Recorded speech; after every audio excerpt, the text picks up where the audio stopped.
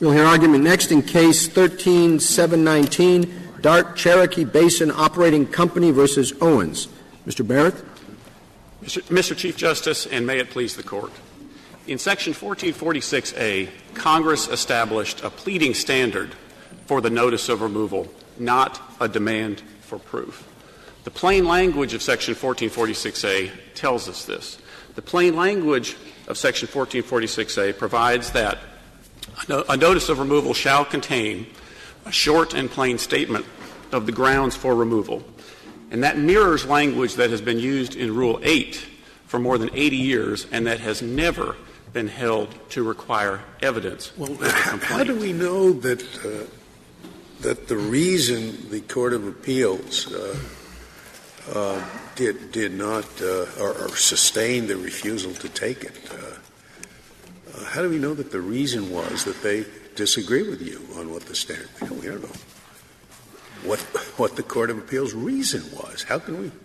Well, we know that the Court of Appeals let stand a district court decision. Right, and so your job is to argue that that was an abuse of discretion because the statute says that they may, right? Well, an abuse of discretion. An abuse of discretion is not necessary to be shown here. It can be shown here because what the circuit court did here was let stand a decision that did many things, and it's an unusual situation in the law, Justice Scalia. It let stand a decision of the district court that flouted the plain language of the statute. It is always an abuse of discretion for the Court of Appeals to let an erroneous decision stand? Not necessarily always. In a case like this, however, when the decision that was let to stand flouted the plain language of the statute, is a situation where if it's not corrected by this Court, it may never be corrected.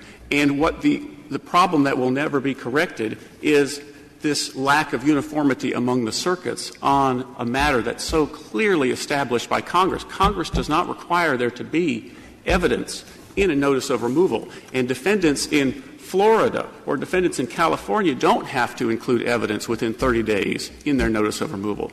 Defendants in the 6 states at issue in this case do. They are treated differently. But that seems a little extreme to say it may never be corrected. I mean, this was a decision that was made by 8 judges. There are now 12 judges. Maybe the additional 4 will make a difference.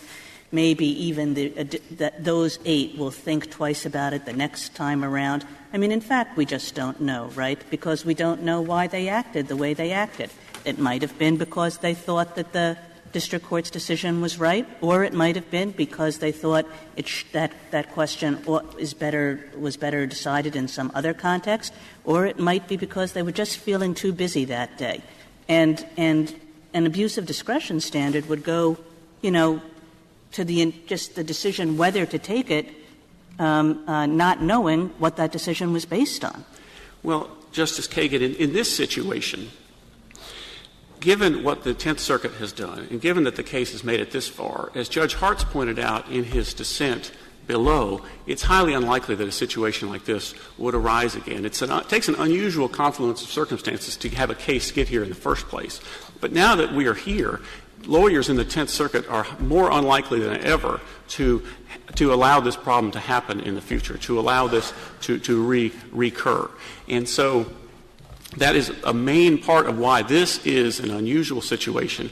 It's not a garden variety decision by the Court of Appeals that we're facing. I'm not sure you're joining issue with the question Justice Kagan asked. Do we really not know why the Tenth Circuit did what it did in this case? Well, the Tenth Circuit did not explain the reasons for its decision. But the dissenters in the case explain why they thought it was wrong. Don't you think if the Tenth Circuit relied on a different reason, they would have said so? Well, they may have, they may not have.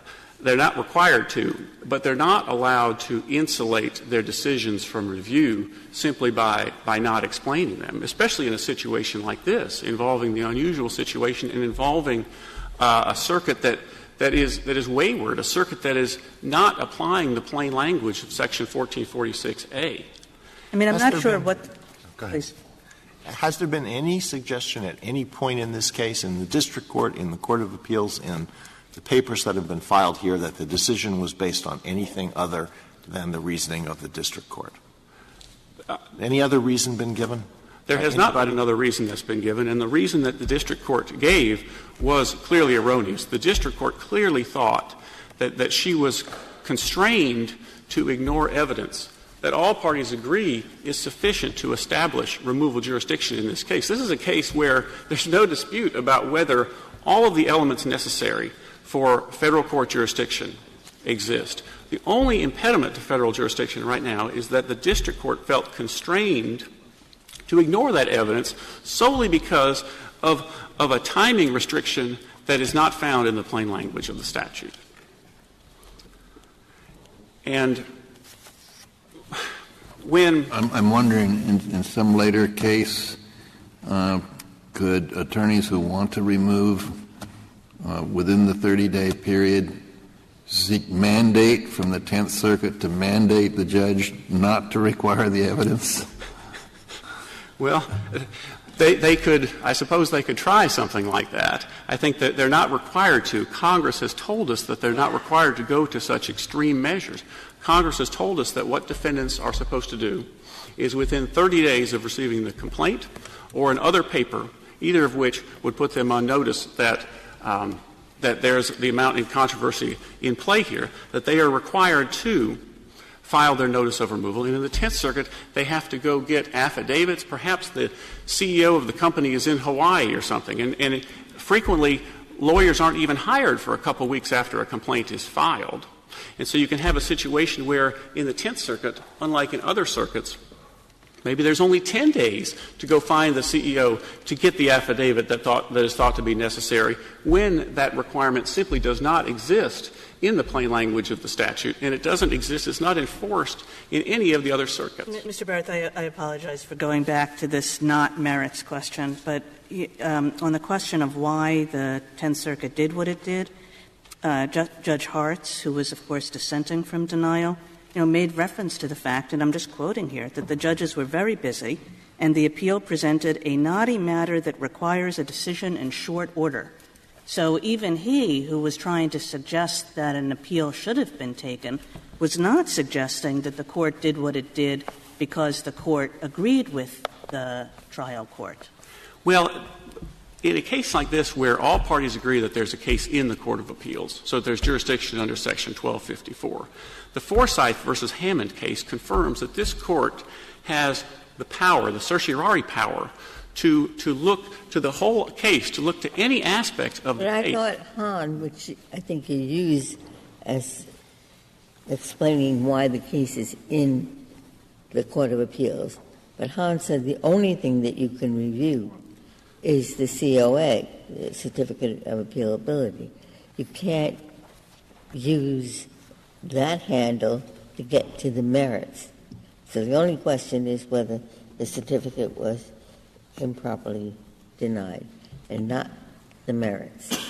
Well, Justice Ginsburg, the difference in that case was that the government conceded error. Government conceded that the merits question was not in dispute.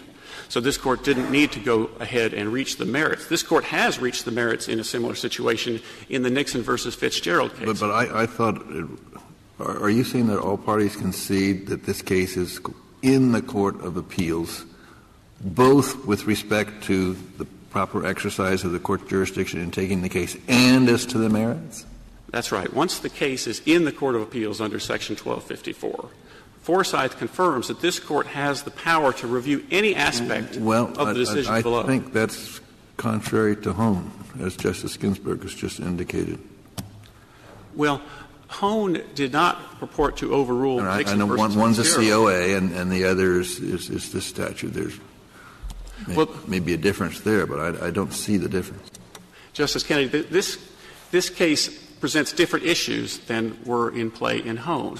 And a case that presented issues that are very similar to this is Nixon versus Fitzgerald. And in that case, the Court did both steps. The Court took both steps. The Court, number one, confirmed that it had jurisdiction under Section 1254, which exists here. All parties agree. And number two, the Court in Nixon versus Fitzgerald went ahead and addressed the merits question, which is what we asked the Court to do in this case, because if the Court doesn't go ahead and address the merits question in this case, there's a high likelihood that the merits question won't be addressed, and that we'll have one circuit alone that has this requirement out there that flouts congressional intent. The reason is that any careful lawyer in the Tenth Circuit will know that we better put the evidence in the notice of removal. So a lawyer is not going to risk failing to do that to make to correct the Tenth Circuit's error. That's right. And this sort of belt and suspenders approach is not what Congress tells us defendants have to do. The district court's opinion is certainly not circuit law. So I think you exaggerate when you say it establishes bad law for the circuit. It just doesn't. Well, the circuit let the district court decision stand, but that doesn't make the district court decision circuit law. The district court was relying on circuit law in making its decisions. Right, and maybe it was wrong. Well, the circuit law, which started this, the Laughlin case from 1995, is wrong, we would submit. And that is the case that got the Tenth Circuit off on this track. You're not relying on this case. You're relying on the fact that the district court relied on an earlier case. That's right. This so-called Tenth Circuit rule, which came into effect in about 1995, is what set this circuit off. It's off track. And this is the case that can bring this circuit back on track and to not require the district courts to feel constrained as the district court here felt. The district court here felt that she was constrained by Laughlin and by a couple of other cases in the Tenth Circuit that established this Tenth Circuit rule. And based on that constraint, which again finds no basis in the text of the statute, she refused to consider evidence that all parties agree establishes the amount in controversy. The amount in controversy in this case, as established, is more than 4 times. All right. The amount How would you answer this question? How did the circuit abuse its discretion? The circuit abused its discretion by letting stand a decision that so plainly violated the plain language of the statute that exists in a case in which further review is highly unlikely, so that if it's not corrected now, it may never be corrected. And in doing so, it ran counter to this Court's desire for uniformity among the circuits in the law, especially in uniformity in a matter this important and in which Congress has spoken as clearly. But it's more simply, you think that the circuit abused its discretion by relying upon an improper legal reason. We do believe it's classical. It's Volpe. We right? do. We don't. Now, it isn't quite clear that they did because they didn't say, but you think there's a good chance they did. So then I guess that you would like us to say, if that was your reason, it's improper and wrong. Now, we'll send it back to see if there is some other reason. That's right. That's your position. That's right. And this Court There's nothing more to it than that. This Court reviews judgments, not rulings. And that's a different point. And what we review is the word denied. And the question of the word denied is we're not certain why, but we have a good suspicion. That's the argument. Is there anything else to it? What else is in the argument is that this Court is not required to find an abuse of discretion to rule in our favor in this case, because this Court's certiorari power is broad enough so that this Court doesn't even have to wait for a circuit court to act. So if this Court doesn't have to wait for a circuit court to act, it shouldn't be restricted from doing what is right, but merely by a circuit court's decision not to explain its reasoning. In other words, you win either way. We say they abused their discretion if they relied on the wrong law, or we go right to the law because we have that power to do it. That's right, Justice Sotomayor. We ask you to review the Tenth Circuit's decision. There's choices the Court could make in how to handle this. We think the most logical way for the Court to handle it is to review the Tenth Circuit decision, and in doing so, to look through that to what the Tenth Circuit did. And when you do that, you find this clear error of law, this failure to appreciate Congress's plain language, this failure to appreciate the fact that this is not a case that's likely to come up for review in the future. We don't know what the Tenth Circuit did. You say the Tenth Circuit's decision. The Tenth Circuit made no decision. It declined to take the case, didn't it?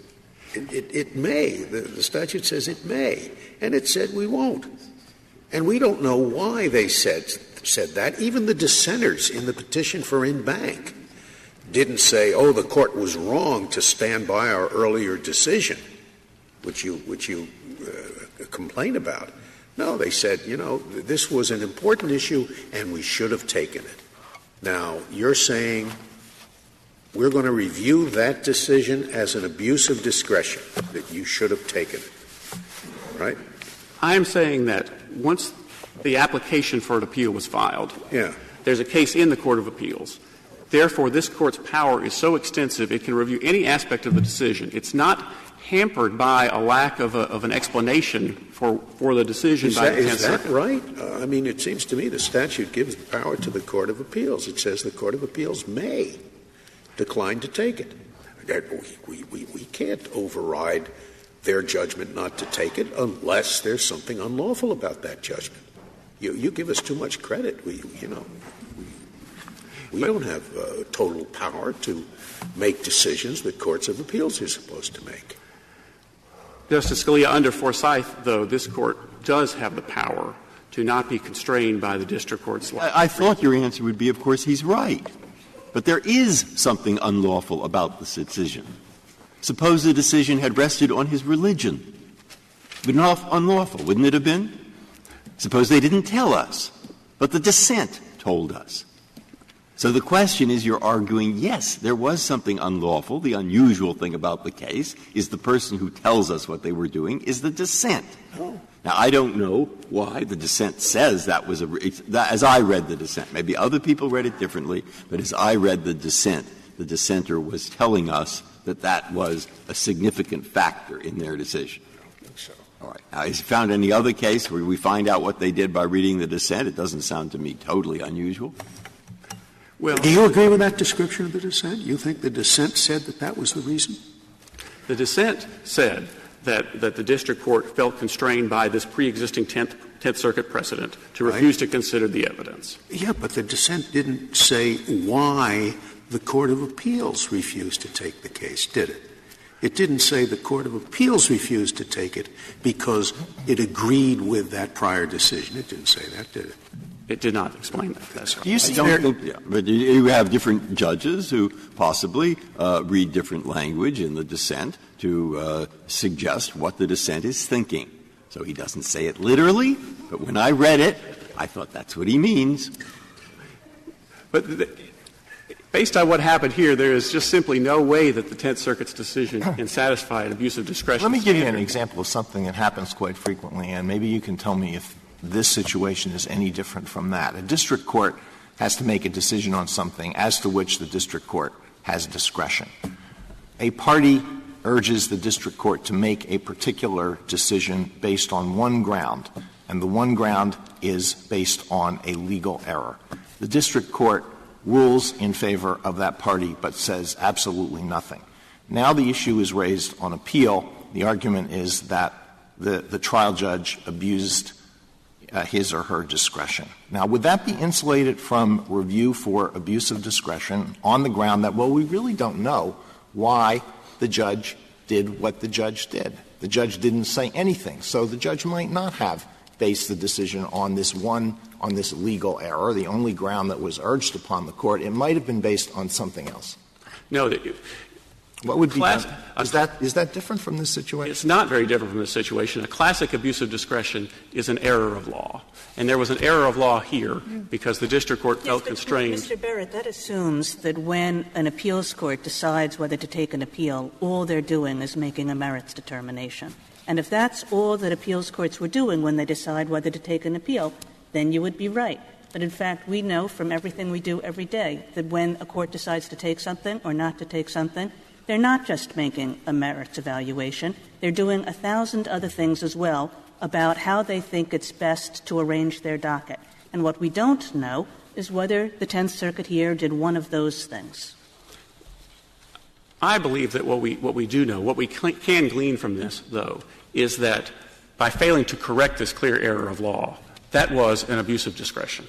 I don't believe an abuse of discretion is necessary here because this Court isn't constrained under the Forsyth case by what the circuit court did, because this court can act before the circuit court acts.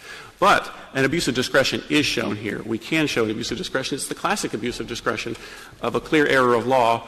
But there isn't a floodgates problem here, I think, with respect to every time a circuit court commits a clear error of law that it has to be appealable. I guess it's an abuse of discretion whenever we fail to correct a clear error of law on a petition for certiorari, right? And I'm not going to mention any names, but is that the case? It's an abuse of discretion? I thought we just had the power to say we don't feel like taking it. I don't believe it would be an abuse of discretion for this court. This court's power is different than the circuit courts. The circuit courts do not have the benefit of the broad, nearly unlimited power of foresight. But the statute gives the appellate courts tremendous discretion on this area. It says it may take an appeal, it may not take an appeal. Think of the 1,000 things that you want to think about. Not anything invidious, not anything impermissible, but, whether to take an appeal. And that's the only thing we know about. Here's a question for you, because I sympathize with you, because the next half hour is going to reveal that actually most of us agree with you on the merits, right?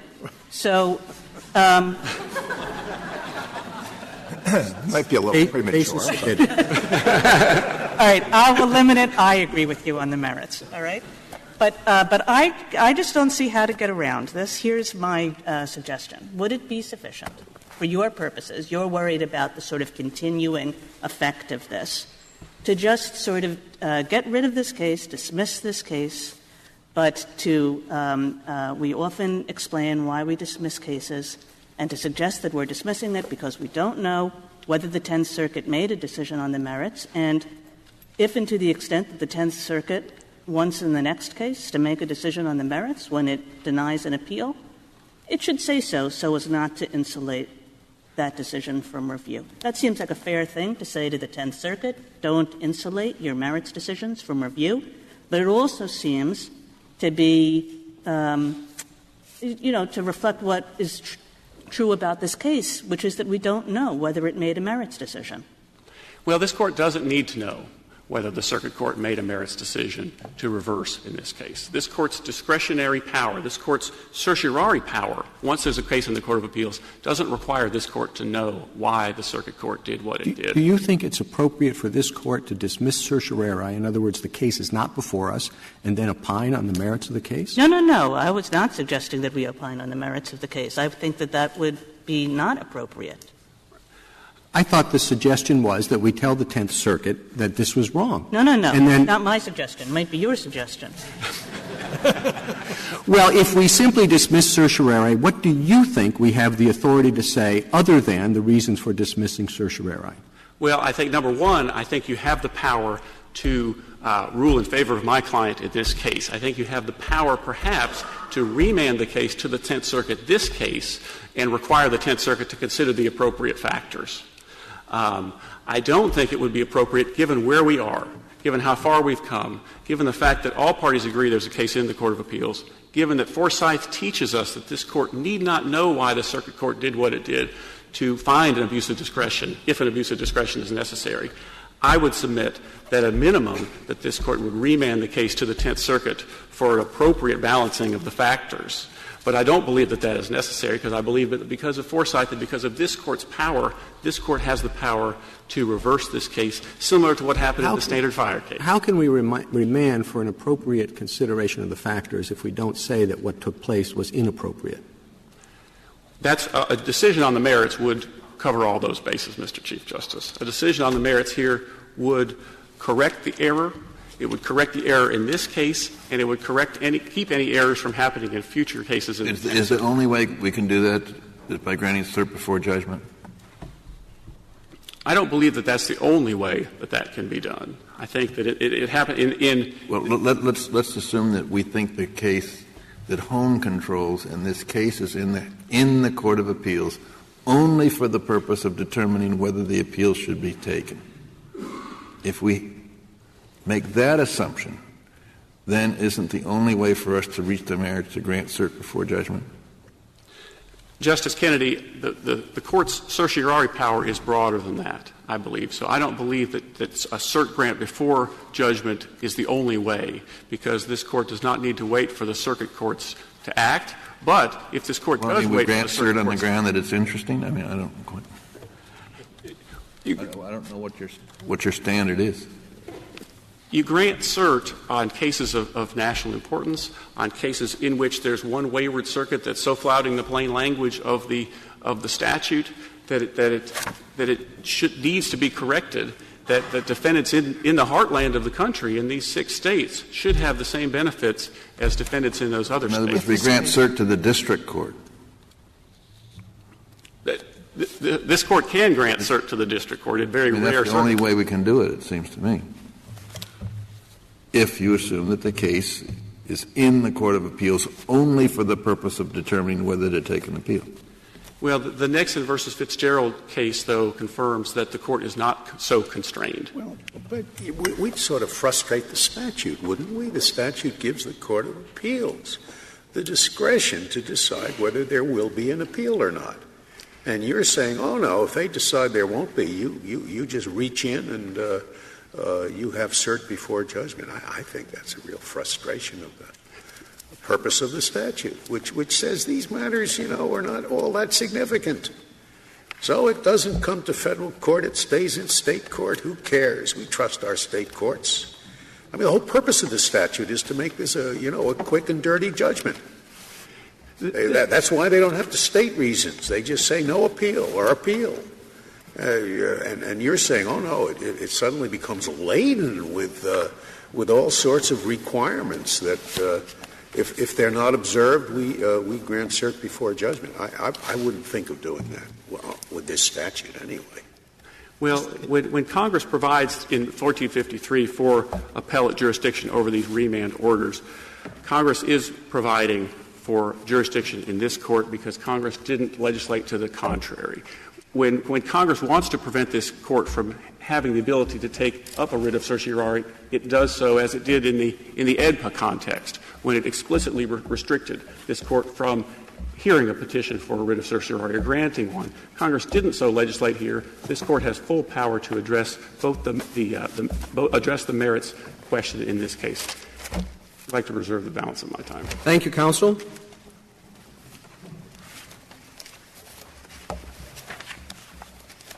Mr. Sharp.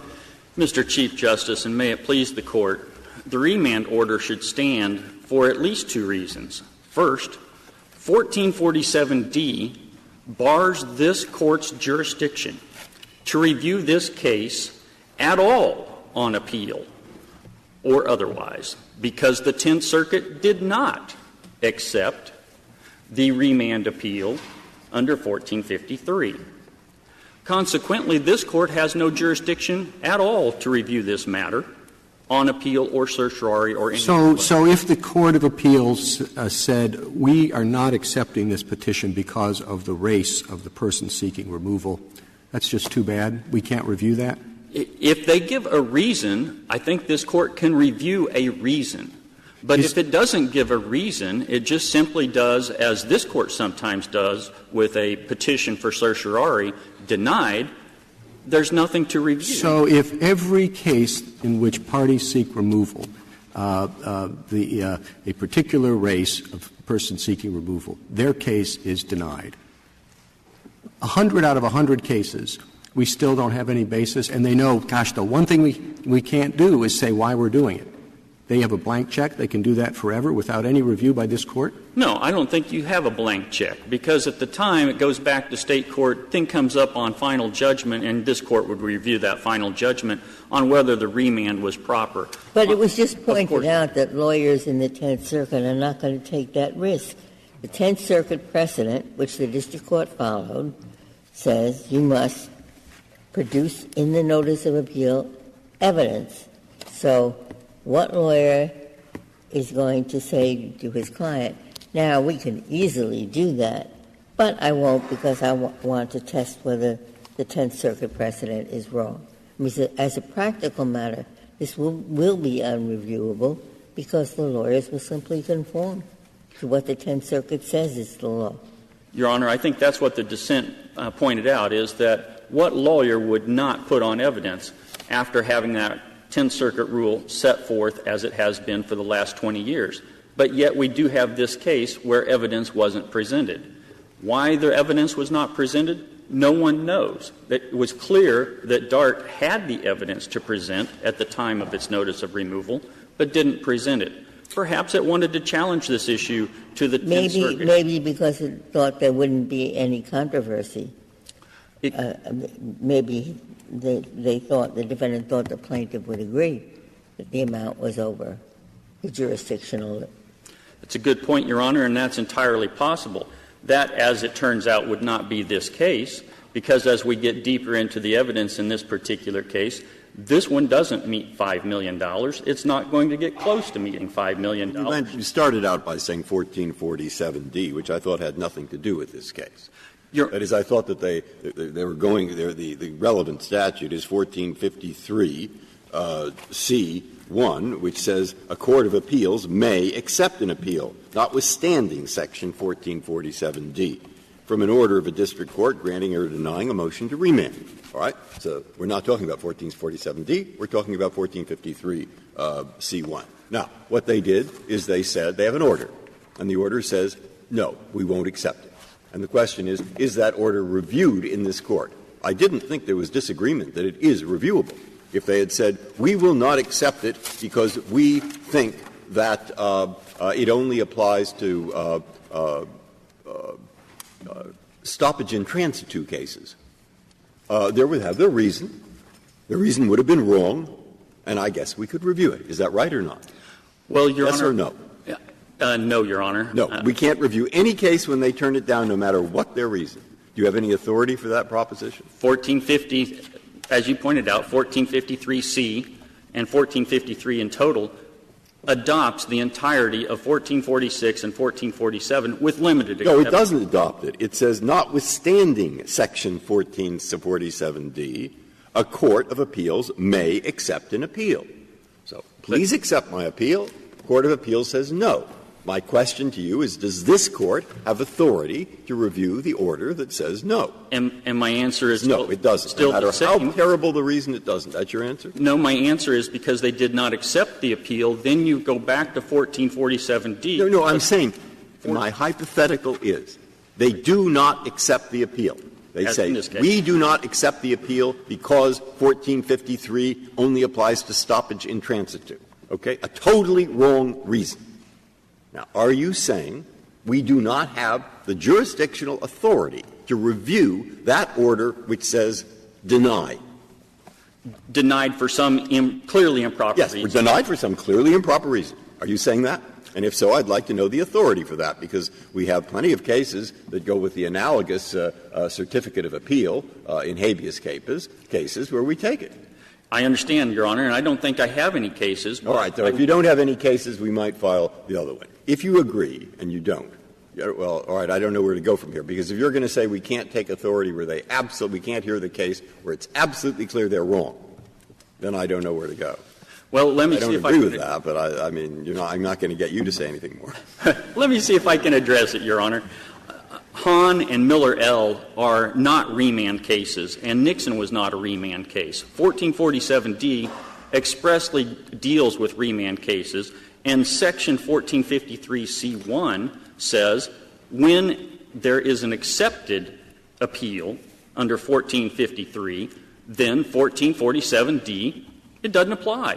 But all the rest of 1447D applies, and all of 1447 applies, if the appeal is not accepted. That puts you right back into the 1440CD realm, and 1447D says this Court doesn't have any jurisdiction under Gravitt. This is a similar case to like Kircher versus Putnam Funds, where this Court basically said the district court got it wrong, but we don't have jurisdiction to hear it. Do you think it's constitutional for Congress to say that certain minor issues, or what it regards as minor issues, shall not be appealable for any reason whatever? So that even if it's decided you're going to do it for a plainly improper reason, like religion or race or something, still and all, It ain't worth our trouble, right? Can Congress do that? Your Honor, I don't think Congress can. No, I don't think Congress. You don't think Congress did that here? I don't think they did that here. No, I think you're going to lose that. I think they made a simple declaration in 1447D that remand orders are not worth the time of the court to handle on review. And with respect to class actions, we're going to let the Court of Appeals make that choice of whether if it merits any attention on appeal. Do you pay any attention at all to the obvious purpose of the Class Action Fairness Act, which was to get cases out of the state courts and into the federal courts? Usually, we don't have that strong federal policy of having the adjudication in the federal court. Yes, Your Honor. CAFA, I think, made clear that certain larger cases, interstate-type cases, belong in federal court. This isn't that kind of a case, but if it was, you also said that you would argue that the amount in controversy was not satisfied. It seems to me that most plaintiffs who are bringing class actions are not going to be argued, oh, we can't prove $500,000. Your Honor, as much as my client would like to see this be a bigger case than it really is, this particular case, as the Court knows, when the original allegation was made on a conclusory basis of $8.2 million, that was made on the basis of all of the potential damages for all of the royalty owners.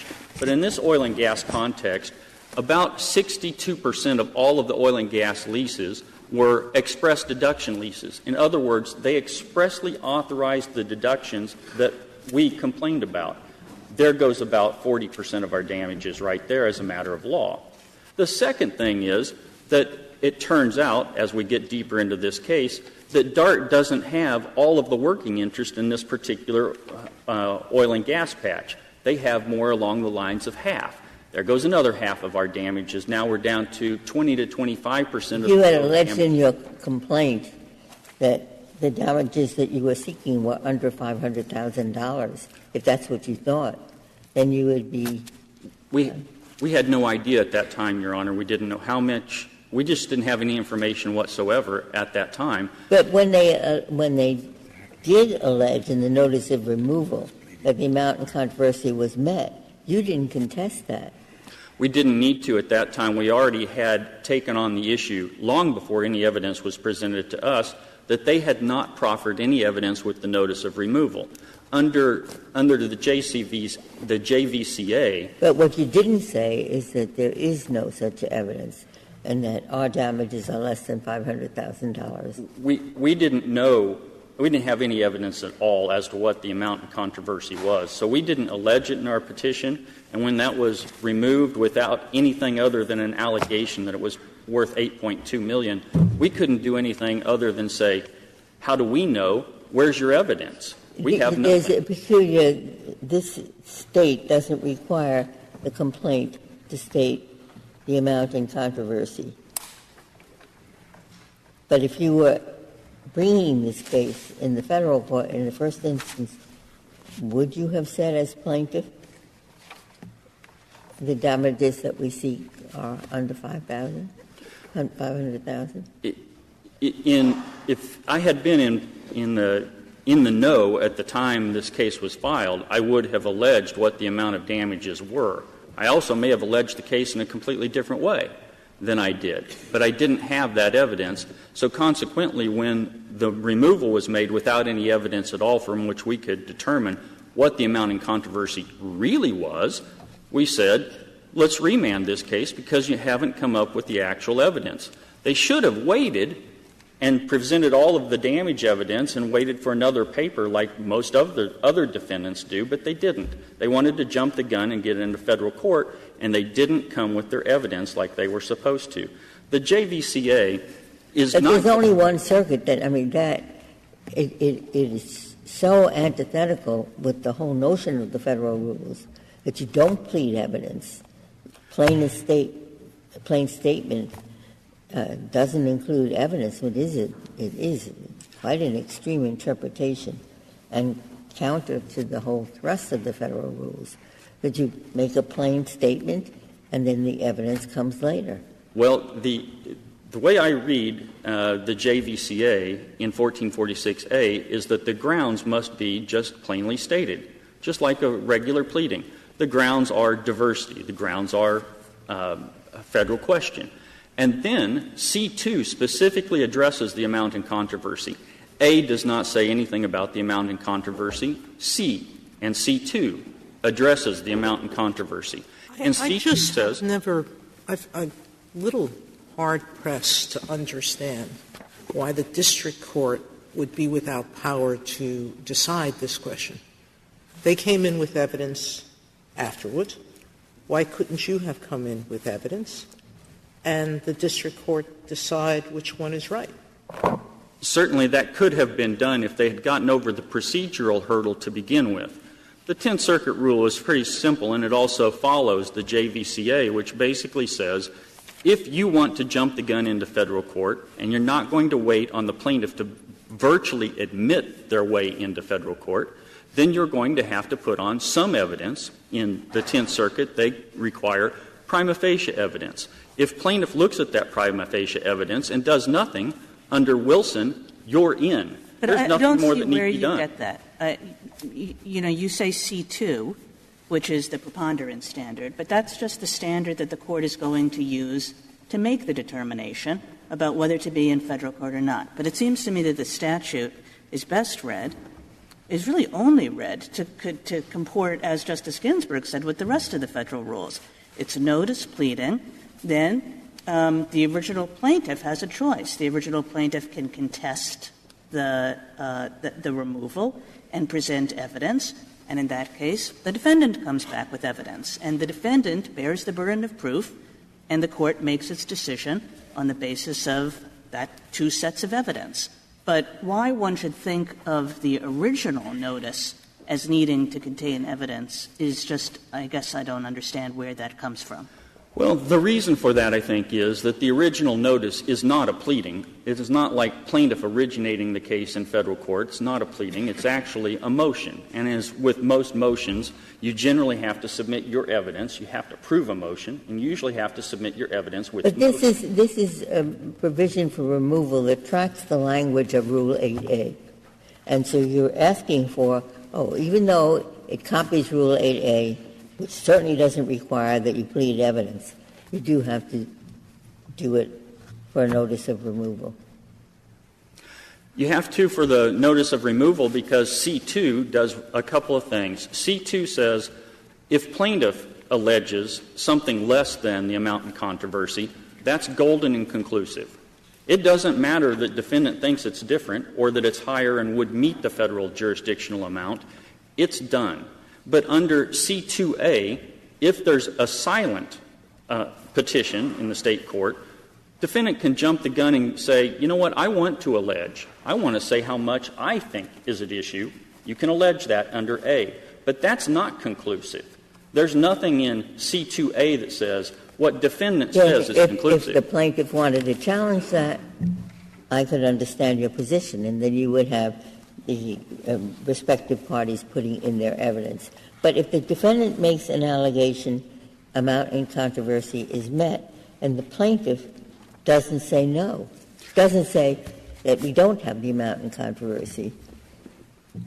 Justice Ginsburg, in this case, as in most class actions, plaintiffs have no evidence that they could possibly put on. They couldn't dispute anything that the defendant actually said. But this particular issue as to when the evidence must be presented, the reason it's done with the notice of removal is so that the evidence is out there for the court to make a sua sponte decision if the court wants to, or plaintiff to make. When you bring a class action, you're looking for big bucks, and the likelihood that it's going to be controverted, that the plaintiff who's brought a class action in the State court is going to say, we can't make the amount in controversy. That sounds very strange to me. Most class action plaintiffs are not going to contest that their claim is worth at least $500,000.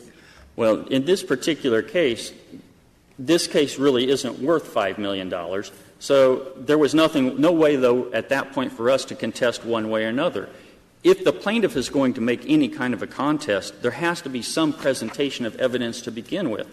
there's not going to be anything other than a plaintiff saying, if the simple allegation is, well, it's worth more than $5 million. Well, I don't follow that, because ordinarily a plaintiff would state what the plaintiff's damages are. Plaintiff in a class action generally does not have the evidence of how many class members there are or how much they've been damaged. It's the defendant that deals with all of the class members on a class-wide or company-wide basis. The plaintiff generally does not have that information available. Defendant does, and it usually has to be determined through a discovery process, which usually occurs in state court, at which point the defendant sends a request for admissions or asks a deposition. Let's take a case in the federal court, a class action case. Plaintiffs don't state what the amount in controversy is? If they know what the amount in controversy is, they could state what the amount of controversy is, but they generally do not. I certainly did not in this particular case, and in most class actions that get filed that I'm aware of, plaintiff doesn't know what their damages are before they file the suit. But you would say, all that the plaintiff would say is, we meet the amount in controversy. They could say the amount in controversy is $5 million or $7 million or whatever it may be. Whether that has any validity at all after this Court's ruling in Knowles v. Standard Fire, I don't know. It's clear that you can't allege something lower to try to stay under the limit. I don't know whether you can say something over. I'm not sure that you have the authority to bind the class until you're already a class representative, have already been appointed as class counsel. Nonetheless, these particular cases end up in which the defendant has the evidence, plaintiff does not, and this particular case and this particular statute shows that that evidence has to come in at the time of removal. If it doesn't come in at the time of removal, their suggestion is it comes in at the time of remand. If that were the case, you would find this evidentiary requirement in the text under 1447, where the remand rules are found, not in the removal of 1446. You wouldn't find it at all there. I'm sorry, I guess I don't get that. You said if it doesn't come in at the time of removal, it comes in at the time of remand. But there's an alternate position, which is the notice of removal is just the allegation. If the plaintiff wants to contest that, the plaintiff can contest that, and then the defendant has to come forward with something because the defendant has the burden of proof. Likewise, if the court thinks that the allegation is not appropriate, the court can sua sponte say, you have to show me more because I'm not sure I have jurisdiction over this. But either way, it all happens in the federal court after the notice of removal, which is merely an allegation, is filed. And that makes perfect sense. It means that most allegations will just be accepted as is. And the only ones that everybody will have to come forward with evidence are when there's some reason to contest it, when either the plaintiff or the court has some serious doubt about it. Well, plaintiff usually has absolutely no idea what the allegation may be. For instance, when they came forward and said the amount of damages is $8.2 million, we had no way to contest that with any evidence of any kind. Now, if all we had to do to contest it was say, we contest it, we don't think it's worth $8.2 million, prove it, every plaintiff would say, show me your hand. Not necessarily. I mean, it's the same as a complaint. They allege paragraph 1, paragraph 2, paragraph 3, and the defendant comes in and says admitted, denied, not enough information. All right? So you do the same thing. What's the problem? It could be if 1446 was written such that 1446A was the end of it and there was no further part of the statute, then all they would have to do is make an allegation, and that would be the end of it. And under 1447, they have to allege facts. They have to allege facts. They have to say the allegation is, and so forth. And then you say denied. And that was part of the district court's opinion. There were two parts. One was that there wasn't any evidence. And the second part was that it was conclusory, that there were no facts. All you said was $8.2 million. And so both of those were possible. Isn't that a fact? Excuse me, Your Honor? Isn't $8.2 million a fact? It's a conclusory fact. Oh, it's a fact. They say. It's in their view, all right, I don't know what a conclusory fact is as opposed to a regular fact. It seems like a lot of money to me, but I sort of. I would agree with Your Honor, and it sometimes is difficult, but I think we deal with those a lot now that Twombly has been adopted by this Court. conclusions are not sufficient in terms of pleading for the plaintiff. And if this particular court were going to find that evidence is not required under 1446, we'd urge the court to at least say, go the distance and treat the 1446 allegation like a Twombly allegation, and conclusory would not be sufficient. That's what the district court found, both that you should have put on some evidence, you had it, you should have put it on, and secondly, that what you did say was conclusory. But let me draw back to this. Where was that said about conclusory? I thought that the district court's position was, sorry, you're too late. I won't entertain anything about $8.2 million or whatever it was. The district court did both, Your Honor. You are exactly correct. Said, I see you've got some evidence, but you didn't put it on when you were supposed to. And secondly, she said the 8.2 was not sufficient by itself because it was conclusory. That's consistent with Tenth Circuit law, and I think she followed the Tenth Circuit law. What the Tenth Circuit ultimately decided, I have absolutely no idea. They simply denied it.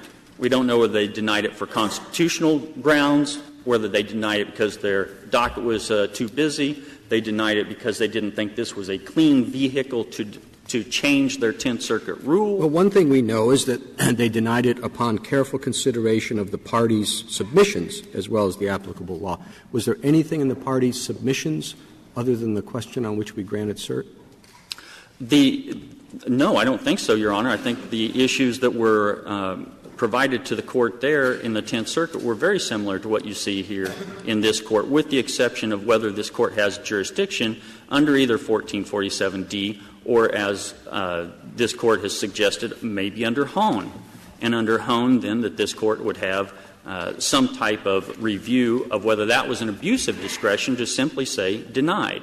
But no one has come to this court and said, we want certiorari granted on what should be the factors, what should the court decide when it says we're not going to take that appeal. Do I remember wrong in thinking that in your briefing you didn't raise this question, you just argued what the notice of removal must contain, and it wasn't until there was one green brief, public citizen, that brought up this question.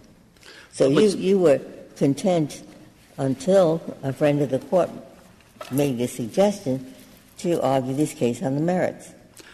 Your Honor, I'm comfortable and have argued this case on the merits, as you know, but nonetheless, I think I'm duty-bound, as all the parties are, to determine whether this court has jurisdiction and what the extent of that jurisdiction is. You are correct that the amicus first raised the issue of jurisdiction. In the reply brief, they had the opportunity to say what they thought was the jurisdictional issue, which they believed was under Nixon.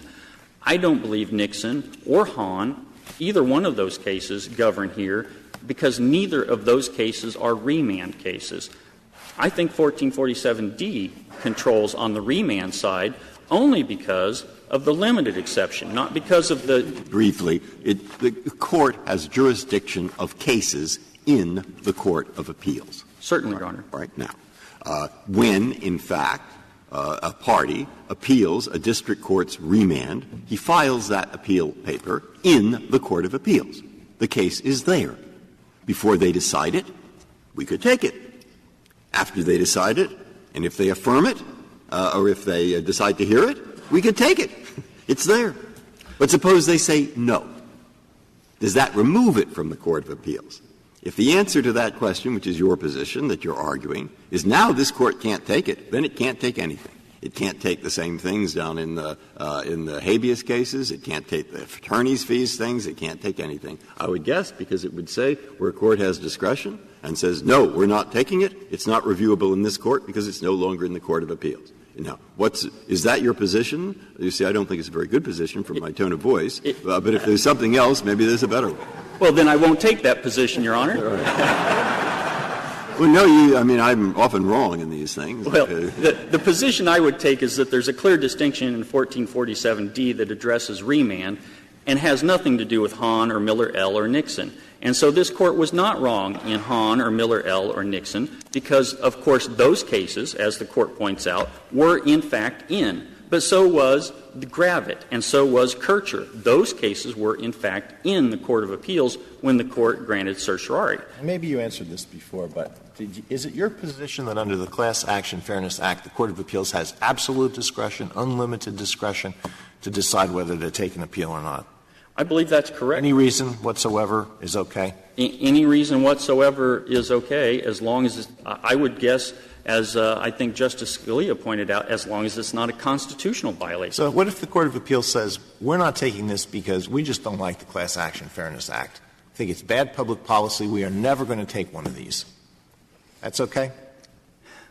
I don't know if that would be a constitutional violation, Your Honor. I think if it's not a constitutional violation, I think it probably would be okay. But if it is a constitutional violation, it probably would not. And I think that's a question I'm ill-prepared to answer.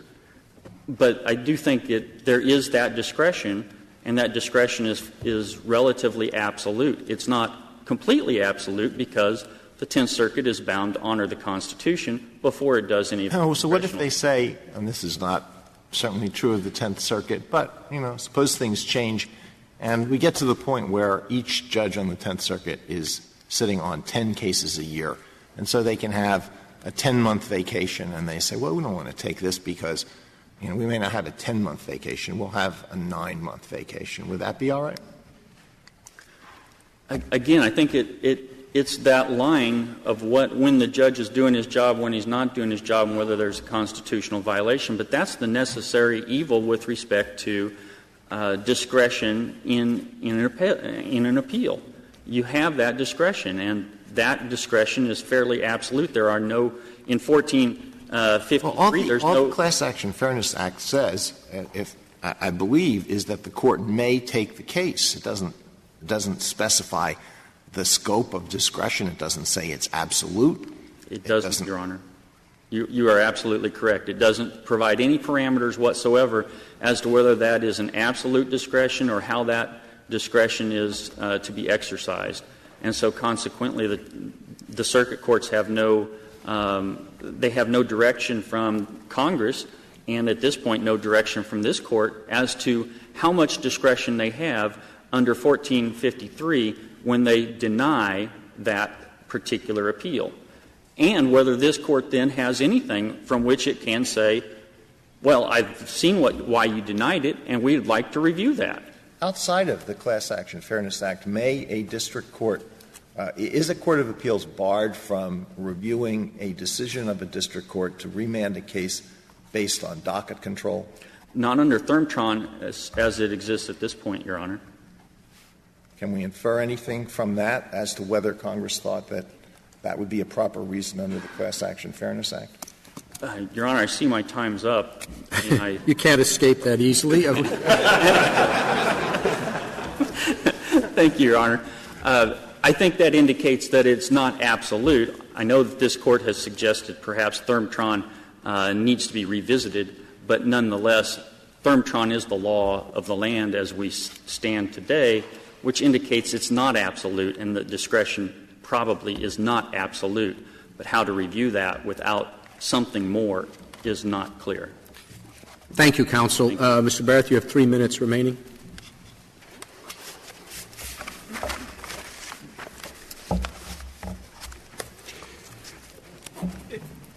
It's simply improper to allow circuit courts of appeals to insulate their decisions from review by not giving reasons for their decisions.